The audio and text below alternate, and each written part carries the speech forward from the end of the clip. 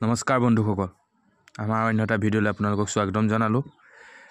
SSC GDৰ যি আমাৰ ভাগিন CISFত চিলেকশ্যন হৈছে, তাৰ ট্ৰেইনিং চেণ্টাৰ উৰিষ্যাত, আৰু ট্ৰেইনিঙৰ বাবে সি বস্তু বজাৰ কৰিলে। এটা ডাঙৰ বেগ ল'লে, বেগৰ লগতে অন্যান্য খা সামগ্ৰী যিখিনি বস্তু সি লৈছে সেইখিনি আমি এটা এটাকৈ আপোনালোকক দেখুৱাই আছোঁ। এয়া জাঙিয়া ল'লে, জাঙিয়া 5টা ট্ৰেইনিঙত দৰকাৰ হ'ব। কিয়নো ওচৰত দোকান আছে নে নাই সেইটো আমিতো নাজানো, সেইবাবে বস্তুবোৰ আমি ঘৰৰ পৰাই অলপ বেছিকৈ লৈ লোৱা হৈছে। হাফ পেণ্ট আছে, খাকী কালাৰৰ 2টা আৰু হোৱাইট কালাৰৰ 2টা। এটা এটাকৈ বস্তু আপোনালোকক দেখাই যাম, চাই যাব। তাৰপিছতে এখন হ'ল এখন টাৱেলখন আছে, টাৱেলখন লৈছে। গামোচাও ল'ম, টাৱেলখন মানে লৈ লৈছে। আৰু এখন ফুলাম গামোচা, আমাৰ অসমৰ যিটো স্বাভিমান, ফুলাম গামোচা এখন লৈছে। আৰু বাকী দুখন আছে গা মোচাৰ কাৰণে, মানে গা ধুই যিটো পানীটো নিগৰিব লাগিব ন, পানীটো শুকাব, সোনকালে শুকাব। আৰু এখন বিহু চিহু হ'লে মানে তাত অসম বুলি চিনাকি দিবৰ কাৰণে এখন গামোচা। আৰু চক্স আছে, 5-6 যোৰ চক্স, খাকী কালাৰ, ব্লেক কালাৰৰ চক্স লোৱা হৈছে। বেগটোত ভৰাই আছোঁ, মানে বেগ হোৱাই নাই। এটা টি চাৰ্ট, এটা নৰ্মেল টি চাৰ্ট আৰু ফৌজি কাৰণে। আপোনাৰ এখন চুৰিয়াও লৈ লৈছোঁ লগত। জোতা আছে 3 যোৰ, চেগা 3 যোৰ শ্বুজ আছে, নৰ্মেল শ্বুজ ৰানিং কৰিবৰ কাৰণে, ৰানিং আৰু আপোনাৰ PT কাৰণে। এতিয়া নতুনকৈ চিলেকশ্যন হোৱা CRPF, ITBP, BSF কেণ্ডিডেটৰ কাৰণে মানে সুবিধা হ'ব কি বস্তু ল'ব লাগে। কিয়নো আমাৰ এইটো অভিজ্ঞতা আছে যে আমাৰ ভাইটিও যেতিয়া কামাণ্ডোত জইন হৈছিলে, সিও মানে বস্তুবোৰ লৈছিল। সেই অভিজ্ঞতাৰ ফালৰ পৰা ভাগিনকো ঠিক তেনেদৰে লৈ দিলোঁ। এযোৰ হ'ল ব্লেক DMS, জংগল বুট, DMS নহয়, DMS ক'লা DMS এযোৰ আছে, ক'লা DMS এযোৰ আছে। আৰু আপোনাৰ স্লিপিং বেগ এটা আছে, সেইটো দেখিছে গোলকৈ। স্লিপিং বেগ, পানী গৰম কৰা, তাৰপিছতে গৰম পানী বটল, তাৰপিছত গ্লাছ, এইটো ছেভিং বেগ ইয়াত আমাৰ থাকিব আপোনাৰ আগতে। এতিয়া জেগাটোক মানে কম কাৰণে হেৰি কৰি লৈছোঁ। এইটো ছেভিং বেগত আপোনাৰ শ্বু পলিচকেইটাও ভৰাই লৈছোঁ। তাৰপিছত এইটো হ'ল ক্লিপ, কাপোৰৰ কাৰণে, কাপোৰ শুকাবৰ কাৰণে। এইটো পাৰ্চ, এইটো লগতে নিব, পাৰ্চটো, মণি পাৰ্চটো। মাস্ক আছে, এইটো টুপি, মংকি কেপ। তাৰপিছতে আপোনাৰ তলা আছে, যেতিয়া বেগটো সি গ্ৰাউণ্ডত যাব তেতিয়া বেগটো সি লক কৰি যাব। এটা সেইটো পিঠিত আছে সৰু বেগ, কিয়নো সি ফ্লাইটত যাব। এটা লেগেজ বেগ যাব, এটা লগত সি কেৰি বেগ তাৰ লগত যাব। সৰু বেগটো, এইটো ক'লাকৈ বেগটো দেখিছে আপোনালোকে, স্কাই বেগ।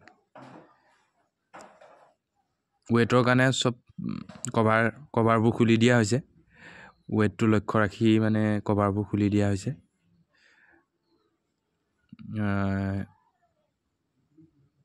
পাৰফিউম আছে, ক্ৰীম লৈছে, ছেভিং ক্ৰীম লৈছে, তাৰপিছতে এটা ডাঙৰ নিহাৰ অইল লৈছে, এটা টিফিন আছে, এটা মগ, ষ্টীলৰ কাঁহী, এখন ডাঙৰ ষ্টীলৰ কাঁহী। তাৰপিছতে এটা মগ, প্ৰায় 0.5 লিটাৰৰ এটা মগ, এটা 250 গ্ৰামৰ এটা গ্লাছ, আৰু সকলো মানে দৰকাৰী বস্তু লৈছোঁ, দৰকাৰী প্ৰয়োজনীয়। তাত পাব নাপাব সেইটোৰ ওপৰত লক্ষ্য ৰাখি লোৱা হৈছে। এইটো গ্লাছ দেখিছে আপোনালোকে, এইটো মাকে দি আছে, গৰম পানী বটলটো ভৰাই লৈছোঁ।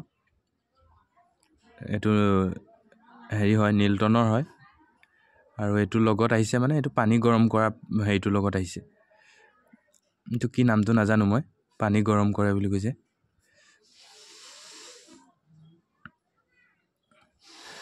15 কেজি মানে ভিতৰত হ'ব লাগিব আৰু 15 কেজি ওপৰত হ'লে মানে ই এক্সট্ৰা পইচা ভৰিব লাগিব তাৰ কি যিহেতু তাৰ 22 তাৰিখে জইনিং আছে তাৰ 19 তাৰিখে ফ্লাইট আছে উৰিষ্যাৰ কাৰণে এটা স্ত্ৰী হ'ল আইৰণ আৰু এইখিনি কেবল মানে এটা এক্সটেনশন বোৰ্ড এখনো লৈছে লগত এক্সটেনশন বোৰ্ড মানে কি মোবাইলটোত লাগিব তাক চাৰ্জ দিব কাৰণে আপোনাৰ আইৰণ দিব কাৰণে আকৌ কাৰেণ্টৰ সুবিধাৰ কাৰণে এক্সটেনশন বোৰ্ডখন লোৱা হৈছে এক্সটেনশন বোৰ্ডখন ফ্লাইটত নিব দিব নে নিদিব দিব কিয়নো আমি হেৰি নহয় ল্যাপটপ লোৱা নাই ল্যাপটপ এলাও নাই হেতু জানো বাৰু এটো শেষত একেবাৰে স্লিপিং বেগটো একেবাৰে শেষত ভৰাই দিলো কষ্ট হৈছে তথাপিতো ভৰাব লাগিব এটা বস্তু মানে নিনিয়াকে থাকিব নোৱাৰে প্ৰয়োজনীয় সকলো নতুনকে যি কেজন মানে সিলেক্ট হৈছে তেওঁলোকৰ বাবে অতিকৈ প্ৰয়োজনীয় ভিডিও কোনো লোকে বজাৰ কৰিলে অলৰেডি যদি কোনো কৰা নাই কোনোবাই আমাৰ ভিডিওটো চাই তেওঁলোকৰ সহায় হ'ব কি লৈছে কি নাই লোৱা আমি দৰকাৰী ভিডিওই দিওঁ চাই ভাল পাব শেষলৈকে চাই থাকিব ভিডিওটো এতিয়ালৈকে আপোনালোকে দেখাই নাই সিআইএসএফৰ মানে পুৱাজন যিজন মোৰ ভাগিনক দেখাম ভাগিন পুৰা এক্সাইটিং হৈ আছে মানে ফুৰ্তি আৰু অভিজ্ঞতাটো ভাল অভিজ্ঞতা পাইছে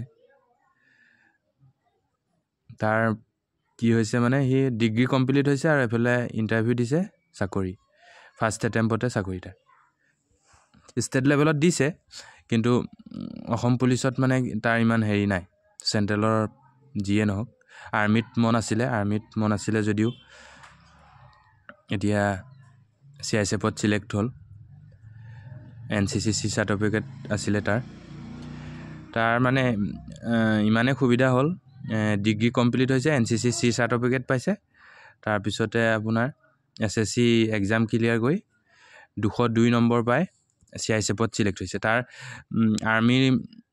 আৰ্মি যদিও তাৰ আছিলে ফাৰ্স্ট প্ৰিফাৰেন্স মানে প্ৰথম লক্ষ্য কিন্তু আসাম ৰাইফলৰ যেটো ড্ৰেছ আৰু আৰ্মি ড্ৰেছ একেটাই আছিলে সেইকাৰণে আসাম ৰাইফল সিলেক্ট কৰিছিলে আসাম ৰাইফলৰ কাট অফ 106 নে 5 গৈছে সেইভাবে হি আসাম ৰাইফলত সিলেক্ট নহল সিআইএসএফত সিলেক্ট হ'ল এইজন আমাৰ ভাগিন মনোৰঞ্জন আশীৰ্বাদ কৰিব